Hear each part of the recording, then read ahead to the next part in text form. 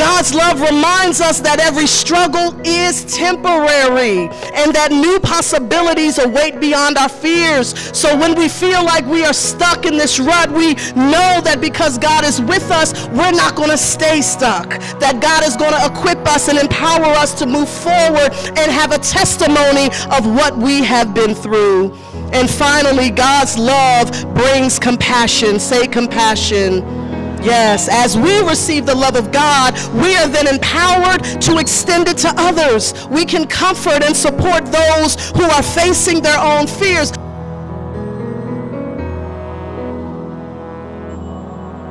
Fear is a deeply human emotion.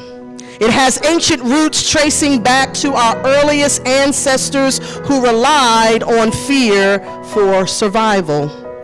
However, in our modern lives, fear frequently transforms from a protective instinct into a barrier that can limit our growth and that can steal our joy. Fear tells us not to try because we might fail. Fear whispers to us that we are alone, that we're inadequate and unworthy. Fear tends to magnify our problems while minimizing our potential. And if left unchecked, fear can alter our entire worldview.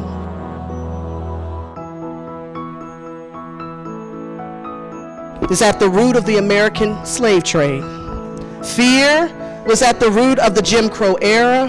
Fear, I believe, is at the root of the recent flurry of executive orders that serve to repeal core aspects of the 1964 Civil Rights Act, so that the powers that be can attempt to redefine, narrow, hollow out, and recast the definition of equality in a form that favors those already holding power. This is what fear can do. Fear is the emotion that many Americans felt this week when we learned that the big, beautiful bill had passed.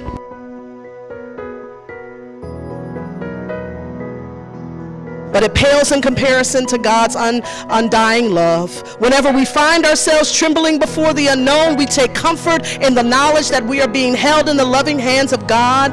God's love is greater than your fear. It is a foundation that will never be shaken. It is a light that will never go dim, and it is a promise that will never be broken. So let us carry with us this truth, that in moments of doubt and in seasons of challenge, in all the days to come, God's love will never fail us. So therefore, let us be filled with the courage that comes from God's love. Let it grant us peace, and let it draw us ever closer to the fearless, hopeful life that God intended for all of us.